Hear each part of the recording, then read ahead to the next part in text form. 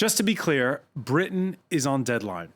The big party conferences, first Labour in Liverpool, then Birmingham for the Conservatives, taking place to the sound of tick-tock of Brexit. 6 months to go. Terms of divorce with the continent must be sealed before the end of this year if they're to be ratified in time for March 2019. And yet, when Labour leader Jeremy Corbyn took to the rostrum in Liverpool, he was 45 minutes into his speech before a rank and file heard him utter the B word. What does that say about the opposition leader's true position on Brexit? What vision for UK's future place in the world? And while Corbyn was in Liverpool, the Prime Minister in New York, where on the sidelines of UN Week, Theresa May touted a post-Brexit world, post-Brexit nation rather, that would boast the lowest corporate tax rate of any G20 nation. What's best for Britain as it tries to redefine relations not only with its EU neighbours, but also with allies like Donald Trump's United States? Today in the France 24 debate, we're asking what Labour wants, and with us to talk about it, journalist and commentator Alex Taylor. Nice to see you. You too. From Liverpool, Michael Segeloff, contributing editor at Huck Magazine, author of Resist, How to Be an Activist in the Age of Defiance. Thanks for joining us. And here in the studio as well, Senator Hélène Conway-Mouret, former deputy minister in charge of French nationals abroad. Welcome to the show again. Good evening. The France 24 debate on Facebook and Twitter, hashtag F24debate. Now, before Corbyn's speech on Wednesday, there was a vote on Tuesday. Contemporary Composite 5 on Brexit, moved by the GMB. Can I firstly see all those in favour of that composite? All those against? That motion is carried. That's Labour Party delegates approving by acclamation the option of a second Brexit referendum. Now, while Brexit spokesman for the Labour Party, Keir Starmer, insists nobody is ruling out Remain as one of the options that you'll have on that second referendum, the motion carried doesn't explicitly spell out whether it would be a referendum to reverse Brexit or simply to reject the plan that'll eventually be on offer. As for the party leader, he's all for, as he put it, respecting the will of the people. If you deliver a deal that includes a customs union and no hard border in Ireland, if you protect jobs, people's rights at work and environmental and consumer standards, then we will support that sensible deal, a deal that would be backed by most of businesses in the world and trade unions. But if you can't negotiate that deal, then you need to make way for a party that can and will. Michael Segeloff, do you agree with Jeremy Corbyn that if Theresa May delivers on a soft Brexit, that it's okay to support the Prime Minister?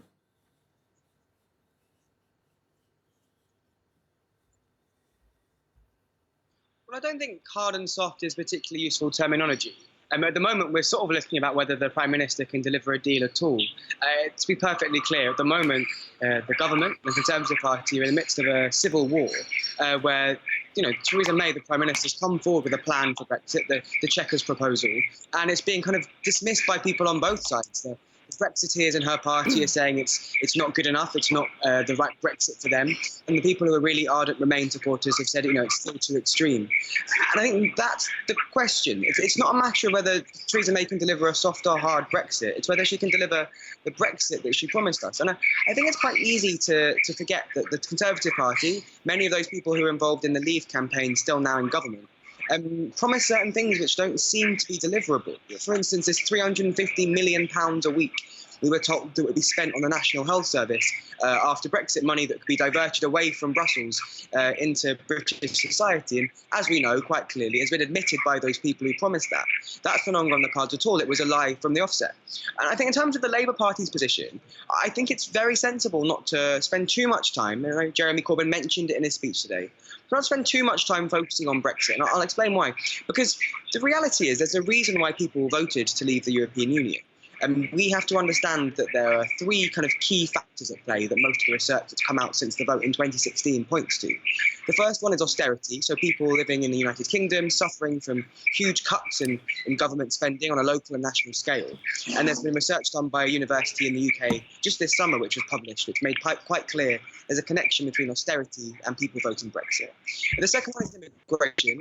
Theresa May, as Home Secretary and as Prime Minister, has presided over a party that has encouraged people in the United Kingdom to look on migrants and people from other countries, whether from Europe or beyond, as the enemy. There's been lots of talk recently about the hostile environment policy that Theresa May came up with whilst Home Secretary. And that narrative that immigration and uncontrolled immigration is a bad thing fed people wanting to take back control of the borders. And the third one, and the key issue here, is about lack of trust and lack of faith in politicians, this anti-establishment sentiment that swept through the country, again, linking to those two things. But people didn't trust their politicians. They didn't feel like the establishment, the Prime Minister at the time, David Cameron, So, were on their side. watching from And for the Labour Party, Michael fundamentally, even if they did back Segalov, another watching vote, from the there was continent, we're a little bit confused because, as you mentioned at the outset, there's a lot of disarray, a lot of confusion over which way it's all going with so little time left until Brexit actually happens. We're not quite clear what the Labour Party itself wants. They say we might want to have a second referendum. What would you personally want to see as the question in that referendum?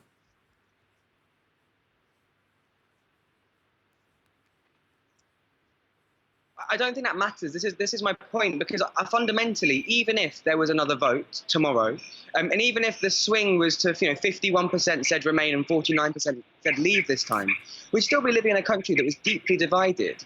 And the last campaign was deeply divisive and encouraged lots of the worst elements of British society to come to the forefront. I don't think that the Labour Party needs to demand another referendum tomorrow. I'm glad they've kept that on the table. The fundamental question is that the Conservative Party have had 2 years in government to negotiate this deal. The Labour Party has given them space to do so. They haven't demanded a new vote. They haven't said that the referendum was unreasonable. They've said, cool, government, deliver what you promised, and they're going to fail. And I think it's right that Jeremy Corbyn and John McDonnell, the Shadow Chancellor, instead is saying if this government can't deliver a Brexit, which it looks like it can't, then there should be another general election, because the Labour Party feel they can do it. Alex Taylor, is this the time for a general election in Britain? I love the way you just said that we on the continent are confused about what's happening for Brexit. I mean, I seriously don't think the people in Britain have much of an idea either. Nobody knows what's going to happen.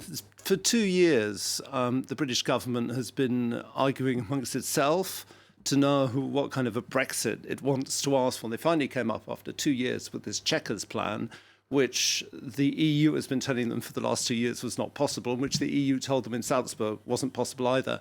And yet we learned that Theresa May on Monday got all her ministers together and said, well, let's continue with checkers. I mean, you couldn't make it up. Do I think a general election? If you listen to what's happening in Liverpool this week, it seems pretty obvious that the Labour Party isn't going to vote for the kind of deal that Mrs May is likely to suggest to the EU. So if the Labour Party don't vote with her, and if a sizable chunk of her pro-Remain MPs don't vote with her either, she's not going to be able to get any kind of a Brexit deal through Parliament. So because she's a minority government, so she loses that vote. Then what happens? I think that a general election is going to become inevitable because she won't be able to get the support from either side, her own side or from Labour, to get any kind of Brexit plan through the British Parliament. And she needs that. She won't be able to do it March 29th, 2019 is the date. That's 6 months and 3 days from now. Well, she can say that. How can all of this happen in that time frame? Well, I don't know. You asked it. Nobody knows that, not even Mrs May. I mean, the great tragedy of Brexit is that you have somebody who believed in Remain, and I think deep in her head still thinks that Remain is probably a very good idea, who's in charge of this pro-Brexit government, and she has to pretend to be hard Brexit. And on the other hand, you have somebody who's spent the last 40 years voting against anything in the British Parliament which had the word Europe in it, and now is kind of pretending to be a little bit more friendly to the Remainers because he knows that quite a lot of his party, the standing ovation that the Brexit spokesman got yesterday, Keir Starmer, was quite elegant. So he knows he's got a party which is pro-Remain. So you couldn't make it up. You've got two people in charge of the situation at the moment who don't actually believe in what the rest of their party believes in. I don't know what's going to happen. Nobody knows what's going to happen. But I can't see Mrs. May, and that's the essential thing to answer your question about 5 minutes ago. I can't see Mrs. May getting through any kind of Brexit because she hasn't got a majority for any kind of Brexit at all to get it through. And then as we go nearer and nearer to the cliff edge, that's going to become a major problem because she can't proceed with Brexit if the Parliament doesn't vote for it. And it's looking increasingly unlikely. Should the European Union extend that 2-year deadline and avoid that cliff edge? I'm not too sure it would make any difference. I think the British people didn't vote for a project. They voted for an ideal. There were a lot of lies being told during the campaign. And as was said, it was a very divisive campaign because a whole lot of frustrations came out. And I think one has to remember the role of the media through that. And the tabloids in Britain have for decades been running a campaign anti-Europe, where every day the British people are being reminded of all the bad things that Europe has done for them or was faulty of doing. And there was not a party, and the Labour Party, and that's why I think it's very sad, really, what's happening now. There was not a voice, a positive voice, to remind the British people how good Europe had been to them and what it had brought to them. And now what we see is indeed a leader who himself is not convinced by Europe, and yet has a base that's pushing him to, have this speech where he waits for 45 minutes before he can actually utter the word Brexit. I think there's utter confusion, and what I see is a kind of a denial where a prime minister has put in charge of the negotiations the hardliners within our own party to negotiate with Europe, maybe hoping somehow that the 27 will be divided. Unfortunately, that was not the case. And therefore, I think there was a denial of kind of saying, well, we will negotiate, but maybe we will see, time will elapse, and, maybe they will be divided, and maybe a whole lot of things. And in the end, what we have is indeed to be 6 months away from the deadline, with people who have been in denial that, there was going to be a deadline and there had to be a deal cut. And now we have a prime minister whose frustration comes out when she speaks really loudly to others in English. I think you mentioned it. Yes, you get the impression she thinks you just have to speak louder for the EU to give her what she wants. So that as if people were not listening to her. They are listening, but they are not on the line of what she's proposing, and they're not hearing what she's proposing because it's not acceptable. On Thursday, the Labour leader Jeremy Corbyn will be in Brussels. He'll be meeting with the EU's negotiator Michel Barnier. What does that tell you, this meeting taking place at this particular point in time? What it's saying is that on Monsieur Barnier's side, that he feels he's going nowhere with a prime minister who is playing internal politics. She's trying to hold her party together, and she puts that before, Europe or, that deadline. I think, she's trying to fight to keep her own head. Going nowhere, or is this just part of the negotiating process, the grandstanding that inevitably say, well, we're speaking to everybody, and just in case something actually happens, maybe we need to speak to the future leader, of that country. I think, he's kind of keeping his options open. But I think the whole thing is just so sad that we see politicians playing politics, playing games. I mean, that was the same for David Cameron. That referendum should never have taken place if it hadn't been for him to put a bet on something and lose it. And that's Theresa May is doing the same thing. She's putting a bet on keeping a party together and that she'll bring the whole, of Britain and her being in charge to the break, and that things will actually fall into place. But they won't. That's the reality of things. Conservatives divided. The Labour Party also divided. And surveys show that there's a narrow edge for those who regret the decision to leave. But there are people arguing both sides of the point this week at that Labour Party conference in Liverpool. I'm hoping to not have to imagine a life after Brexit because as a new mum, I'm really hoping that Britain can come together and decide to stay in the European Union because I think that that's the best thing for our country and the best thing for all of our children as well. I think there is a negotiation going on. There's a lot of project fear. People are being made to think that there's something terrible's going to happen. The sky will fall in, the end of the world if we don't have a deal, but there are rules that exist in the world for trade. Nobody is going to walk away from trading with us. Michael Segeloff, did you feel that division at the conference in Liverpool?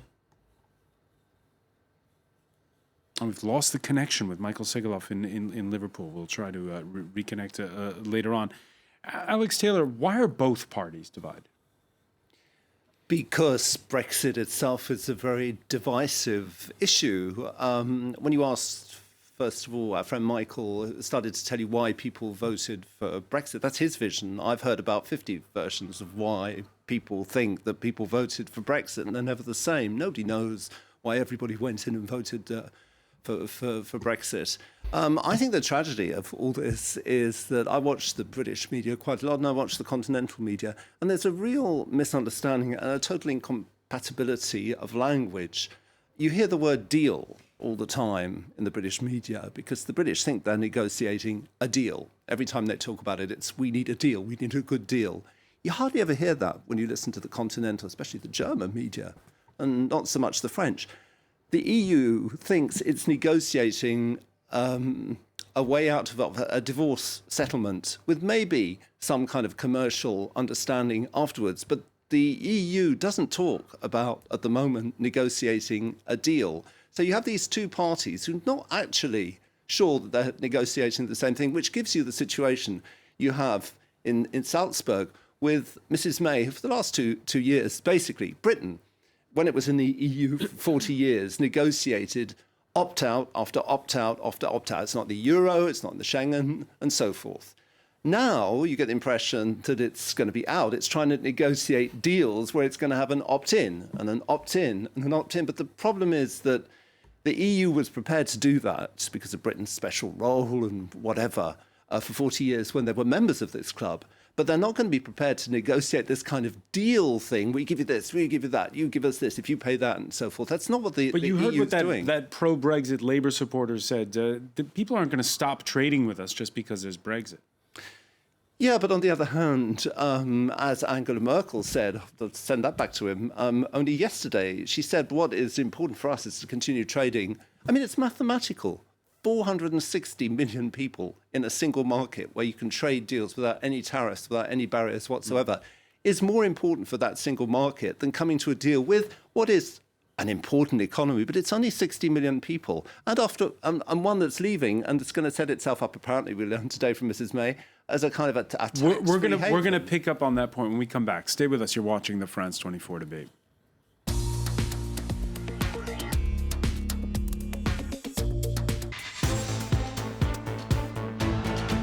Welcome back, or welcome if you're just joining us. It's the France 24 debate.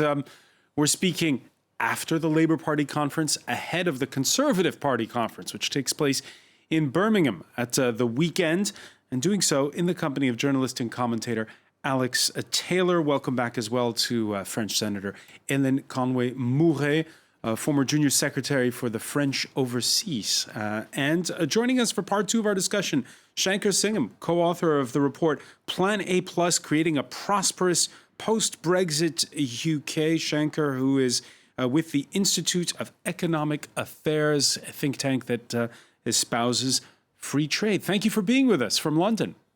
Thank you very much. Part one of our discussion, we were beginning to talk about, well, what Britain's going to look like, or Alex Taylor was mentioning what Britain will look like once divorce is settled with the European Union. And when she addressed business leaders on the sidelines of UN Week in New York earlier, Theresa May making her pitch to the rest of the world. Crucially, we also have a plan to deliver an economy that is knowledge-rich, highly innovative, highly skilled, and high quality, but with low tax and smart regulation. So let me say this very clearly. Whatever your business investing in a post-Brexit Britain. Whatever your business, investing in a post-Brexit Britain will give you the lowest rate of corporation tax in the G20. Shankar Singham, if I understand correctly, is the plan to effectively turn the United Kingdom into a tax haven? Well, I'm not sure about that. I mean, the tax rate in the UK, the corporate tax rate in the UK is already fairly low. I think it's the lowest in the G7 anyway. So I'm not sure that's the real issue here. I think the problem for the Prime Minister is that her Chequers proposal is going to be extremely difficult for the European Union to accept because it is sort of classic, in their terms, cherry picking. It's seeking to be in bits of the single market. It offers a facilitated customs arrangement that I don't think anyone really understands, and would be very difficult for the EU to accept. So we've said from the beginning that actually what makes sense here is actually what Donald Tusk had offered earlier on and what Barnier had offered earlier on, which is a trade agreement. And the UK would like a comprehensive trade agreement with the EU. It's very important for all parties that we come to some resolution of this issue and we get a free trade agreement on the table. Without that, the costs to British business, the costs to French business are very high. And that's what I think we should all be focusing on. And in your report, you co-author that report, where basically you're saying that the objective of continuing with close trading ties with Britain's neighbours after Brexit won't work. You say with the customs arrangement that the white paper she outlined at Chequers sets out, it would make an independent trade policy all but impossible. It also described a swathe of other infringements to independence. In other words, you're suggesting that not to have a sort of a Norway or Switzerland solution, as it's called, that is to say, following EU regulations when it comes to trade. Yeah, I think we start off from the starting point that the British electorate have voted to leave, and there is a way of leaving that I think enables you to hold on to your independent trade and regulatory policy, which is a better result. And there's a way of leaving where you sort of half leave and you're half in, and that's not a good result for the UK. So what we've suggested is we want to have a very close relationship with the EU. We want to have a advanced free trade agreement with, given the fact that our regulations will be fully aligned on day one of Brexit, we'll have no tariffs. But we ought to be able, the EU and the UK ought to be able to come up with a best-in-class trade agreement that has maximal regulatory recognition on both sides with a management of differences mechanisms, and we set out what that looks like. But we need to start negotiating this now. I think what we need to do is put text on the table, and we need to start discussing this. I think Task Force 50 in the European Commission would welcome that. They have said frequently that they don't know what the British want. I think this would be an indication of what the UK wants. I think Europe understands a trade agreement. So just concretely, Shankar Singham, for instance, would you be in favor or against a treaty where the UK abides by European regulations, for instance, on health and safety for things like the import of beef? Yeah. So the WTO system in which we all are in has SPS rules, sanitary phytosanitary measures. So these are the sorts of things that protect animal and plant health and so forth. And what they say is that countries should recognize each other as much as they possibly can, as long as the regulatory goals are aligned. And I think certainly we would want to keep the alignment of regulatory goals the same. I mean, we want to protect health and we want to protect all of those things. But if the technical differences in regulation should not defeat recognition, I think we need to build on that. Remember, we're starting with identical regulation. So it's really only a question that arises if somebody, either the EU or the UK, changes their regulation. But do you fear in that case, Shankar Singham, that countries like the United States will lean on Britain and say, look, you want to do more business with us, less with the UK? Well, you're going to have to loosen some of those regulations. Well, there's going to have to be a negotiation with all of these parties, and frequently countries are negotiating with multiple parties at the same time that have different views on regulation and so forth, different approaches. And what we have to do in the UK is figure out how to do mutual recognition, regulatory recognition as much as possible with as many parties as possible. And that's going to depend. I mean, it won't be possible if the EU demands that we remain identical or harmonised to EU regulation. That was one of the reasons why the US-EU agreement in the TTIP, failed. But I don't think that's not what the spirit of the WTO is, which is the international trading system and international trading rules. So I think we can work this out. This is a very difficult issue to work out. That's why we need to start negotiating on this right now. We cannot afford to wait any longer. But we can certainly get to a withdrawal agreement. We can certainly get to an agreement that there's going to be a trade agreement. It's going to have the following chapters in it. It's going to look the following way. And here are the issues that need to be negotiated. And that will enable us to have an implementational transition period between March of 2019 and December of 2020, when we can, so we don't have a problem in March when the UK actually leaves. So, Hélène Conway-Mouret, up to now, a lot of times for what's been said in the negotiating process, Brussels has said, look, this is our way of doing it, do it our way or no deal. Do you agree with Shankar-Singham that perhaps it would be better just to have a clean break and do a different free trade agreement with Europe?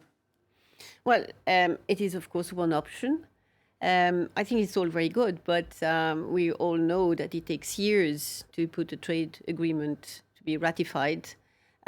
So what will happen to Britain and Europe in the meantime? 5-10 years. So even if we negotiate a trade agreement now, yes, it will, come into action maybe in a decade.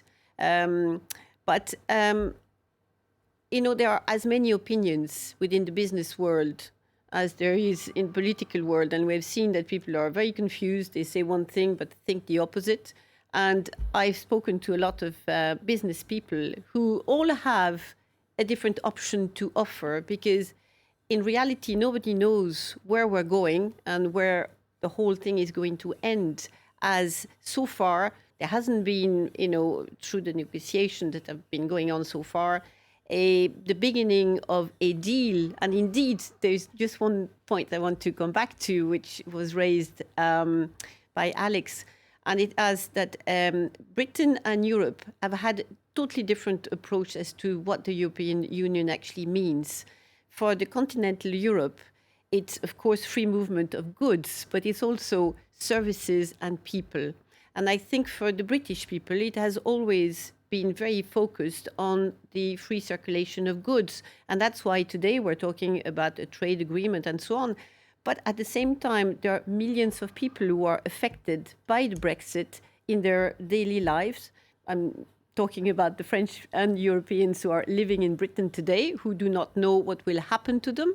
And likewise, for the thousands of British people who live today on continental Europe. And beyond, business, there are services. And it's all very well for the Prime Minister to be talking about, high technology, whatever. We can move forward, and we do move forward very quickly when we actually work together, when we exchange, technologies, when we exchange knowledge, when we exchange students, and people's brains are working very well together. And all of that somehow is going to be put to a stop. But all that matters is whether business can go on as usual. And I do not believe that business will go on as usual. Alex Taylor? What Shankar is suggesting is great, but it's all a little bit pie in the sky. It's a massive gamble. And in the world we live in, which is very interconnected, everybody talks about goods and services. And if you listen to certain Brexiteers, they all have different versions of what they want. We've had one from Shankar, but it's not at all the same as other Brexiteers. That's why some of them have remained in the cabinet and others have resigned. But if you kind of press them on issues, for example, they all say we want to take back control of our borders. That's what people voted for. And yet when you press them, you can press Shankar, you won't get a straight answer out of him about the Northern Irish issue. Or Calais, maybe as well. We can talk about it. And how are you going to deal with the fact of controlling all these lorries? If you control each lorry which goes through Calais for just 2 minutes, you create a 12-hour queue in Kent. And also, we live in a very complex world. For example, if you look at my phone, what is that? That's a good, right? That's a merchandise. And yet, it's got a lot of services attached to it too. So if Britain wants to negotiate a deal about goods, but it's got all these apps and services around it as well, insurance and so forth. So it's not that easy to just say we want to. It'll take a long time. Goods. Well, it's going to take forever. And what is the point also? Because when you hear all these Brexiteers talking about how wonderful it is to do trade deals outside the EU, I still have to hear one Brexiteer who tells me how come Germany does massive more trade with China already, despite being in the EU, double the trade that Britain does. Singham, before we let you go, how do we solve this problem of Northern Ireland? Because right now, under the terms of the Good Friday Agreement, no border between the two Irelands, and it seems binary, right? You either have a border in the Irish Sea or a hard border on land between the two Irelands. How do you solve this problem? Well, I'm glad you mentioned that, because we actually do tackle that issue on page 81 to 84 of our report. And what we said about Northern Ireland is, I think actually, first of all, you look at customs generally. And just a parenthetic point, every modern trade agreement has services in the trade agreement as well, and some go quite far in services language. So we would want to go further, and we certainly would want services covered. With respect to sort of some of the programs that were mentioned just before, like Erasmus and these Horizon and some of the exchange programs, these would continue. But with respect to Northern Ireland, customs, what you want to do is you want to move people in customs onto as many as you can onto trusted trader programs. You want to move people onto systems-based customs as opposed to goods transaction-based. So what we've suggested is a customs and trade facilitation chapter in a trade agreement with an Irish border protocol that deals with the very specific issues of Northern Ireland. Now, it starts with the fact that there is a border there now. There's a border for tax, there's a border for VAT, there's a border for many other things. And what we want to do is not harden the border in ways that damage the Good Friday Agreement and the peace process. And you can do that, again, using a lot of these technologies and authorized economic operator programs and trusted trader programs, but importantly for the smaller businesses, to actually do much more trusted third-party inland clearance in facilities. Now, this is something that is done around the world. It is absolutely tailor-made almost for the Irish border, because on the Irish border you have a lot of low-volume, high-frequency trade that sort of lends itself to this kind of testing. And we think that you can actually do all of these things. Now, there's no one magic bullet that will save everything, but you have to do all of these different mitigations. And with respect to the backstop, the only backstop we think that makes sense would be a free trade agreement in goods, so you don't have the tariffs, but also to maintain what currently exists in the island of Ireland, which is a common SPS area, so you don't have to do animal and veterinary checks. We don't think that's so. Let me get you straight. There would be a border between the two Irelands, but you won't have checkpoints like you used to have before. There's absolutely no reason. There's absolutely no reason to have physical infrastructure at the border. The only reason to have physical infrastructure would be if you had to have a border inspection post for meat and veterinary checks. So the way to avoid that is to simply continue what exists now on the island of Ireland, which is a common veterinary SPS area. So we do checks right now between Northern Ireland and GB. But this is just on veterinary and it's unicorns. For example, I live in the European Union, and if Britain, for example, does a trade deal with Trump where you have to accept chlorinated chicken, I don't want chlorinated chicken. How am I sure that chlorinated chicken isn't going to cross over the border? And where in the world why are there borders still in the world? Why is there a border between Canada and the United States? They're very advanced countries. If all this technology exists somewhere, where and why are there borders between Norway and Sweden, which are both in the single market? So on the Canada-US border, the Canadians have a program for about 100 companies that use it who don't fill in customs at all. I've crossed it. There's still guards there. They check people's passport. It's not as if everybody's been checked kind of 20 kilometres before they go electronically. They still have. You're talking rubbish. They still have people there checking. It takes about half an hour to get through the border. Look, John Thompson, Switzerland. There's a border between Switzerland and the EU. Shankar Singham. John Thompson at the HMRC has said very specifically there is absolutely no reason we have to maintain a physical infrastructure on the Irish border on the UK side. We can not check small businesses and so forth. If the worst comes to the worst and there's no deal and no backstop, what we will do is we will not check, and we will do that under a WTO Article 9 waiver, and we'll do it under so you turn a blind eye. You just let anybody a WTO. smuggle you can anything they want. do this. It's not Hans Meissen, who's a very senior customs broker from SGS, has said, it's not this notion that people are going to be, shipping cars across the Irish border in order to get into the UK or into the European Union is nonsense. There's absolutely it's not logical to use the Irish border as that kind of entrepot for smuggling, large things like cars and so forth. But why is that not going to happen anywhere then? If in it's reality, simple? it will. I mean, we're talking about the virtual border, which is okay for rules and regulations, but we're talking here about people and goods, physical goods. And indeed, I mean, I spent my life in Ireland, and there was a border at the time, checking people and checking goods. Now the border has disappeared, but I do not see as it will be the only land connection between a European country and a non-European country whose status we do not know yet what it will be. So there will be a border. There has to be a border just to check on people. I mean, you could have massive arrivals of people, and if there is no checks, moving into the EU and then being within the Schengen area, then having access to other European countries. So from a security point of view, just for that, there has to be a check. There currently are checks for security, and we all know that there are ANPR technologies and so forth in Northern Ireland. The common travel area in the island of Ireland and Great Britain precedes the European Union, and it will still apply afterwards. So there's two critical issues here. Nobody says that it was before the European Union. Ireland is a border with the European Union. That common travel area was between Ireland and Britain before the European Union existed. Now it's a frontier with the European Union. It's not just a frontier with the Ireland.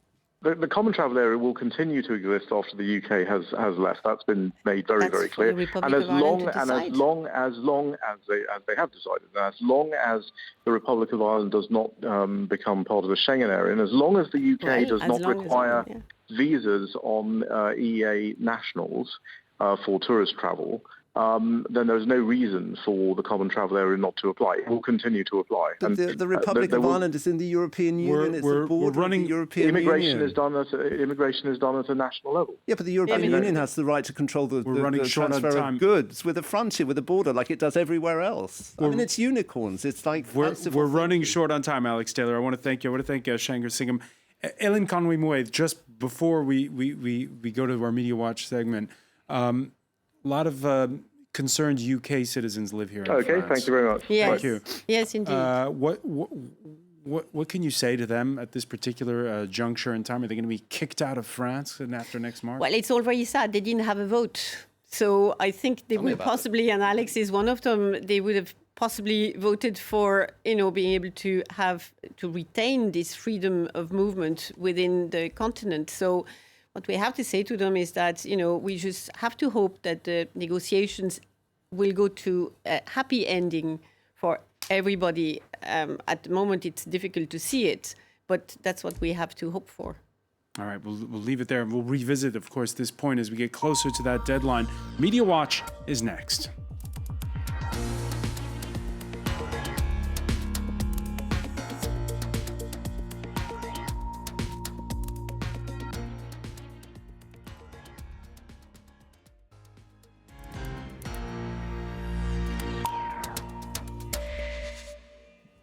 And we say hello to Emma James. Hi there. Lots of questions about not just Northern Ireland and the Labour Party conference drawing to a close now. Yes, and a lot of people are very confused about Labour's stance on Brexit. And I think it's fair to say that within the Labour Party and certainly amongst the Labour membership, there is confusion there too. And it's been rather neatly summed up, the series of mixed messages that we've had by Christian Adams in the London Evening Standard. He has drawn Jeremy Corbyn as a beluga whale because one was spotted in the Thames estuary earlier this week. And it says, "I'm not lost, I'm going in the right direction," which kind of sums it up because the feeling thing is that Jeremy Corbyn is really waiting to decide exactly which way he should jump. He's not really 100% committed himself to either backing the idea of a full-on second referendum, actually putting the question on the table, do we stay in Europe or not? It's sort of, he almost has, then he's kind of retracted it. And this image of him basically going with the tide almost, I think, sums up how a lot of people view what he's doing right now. Other cartoonists focusing really on the blow that seems to have been made to Theresa May's Brexit deal. Keir Starmer here putting a pin in an already very Labour's deflated balloon. Brexit spokesperson. Absolutely. He is their sort of mouthpiece on Brexit. And it's interesting that even he and Jeremy Corbyn aren't in lockstep on this. Journalists had to grill Corbyn to find out if he was in agreement with Starmer. Yes, but the thing is that a few minutes later, he seems to say something that's slightly different. So really, I don't think we can be 100% certain quite what Jeremy Corbyn's view is. Keir Starmer, though, was very clear. He said that in the event of a no deal, there should be campaigning for a public vote and ruling out Remain. Nobody is ruling out Remain as an option. So, yes, very deflated-looking Theresa May and her Brexit plan balloon there. This, as well, shows him cutting the floor out from beneath Theresa May. The leopard print shoes, very recognisable there. But you'll notice down in the corner, you've got Jeremy Corbyn lying in wait, trying to work out whether or not he's going to do the same thing to Keir Starmer. Very, very accurate portrayal there, I think, from Dave Brown in The Independent, that one. This is from The Spectator. This is their new front page. You'd normally expect The Spectator to be very much backing the Conservatives, but they have portrayed Theresa May as a rather lost, lonely figure, all by myself, or all by herself, sorry, is the headline there. And it does look as though Theresa May is somewhat cut adrift right now. The Conservatives' official Twitter account had this to say at the end of the Labour conference. Just now, Jeremy Corbyn claimed Labour would respect the EU referendum results, so there wouldn't be a second referendum on EU membership. But yesterday, he backed Keir Starmer, who said nobody is ruling out Remain. What's clear is that they would take us all back to square one on Brexit. I'm not sure that anything is clear at all, and I'm not sure whether we've even left square one as it is. I think a lot of people might argue that we are still at square one. There's an interesting piece on the Conversation website written by a professor at the University of Essex, Tom Quinn. And this really looks at what the bigger picture is and how Labour's role plays out in the Brexit morass, really, if you like. He says, well, the focus has been very much on Tory division. It is actually the Labour divisions that could be so decisive in all of this. And he talks about the fact that on the issue of Brexit, Corbyn is out of step with a lot of his core supporters. And what he talks about is the fact that this was illustrated by many people walking around at the Labour Party conference sporting T-shirts and bags with the slogan, "Love Corbyn, hate Brexit." And it's a fundamental kind of problem, really, that the two just don't marry up. People love Corbyn, but they don't want Brexit. And it will be very interesting to see if he picks a side. All right, and we'll of course, see how it plays out when the Conservative Party conference happens later this week. Emma James, many thanks. I want to thank our panel once again. Thank you for joining us here in the France 24 debate.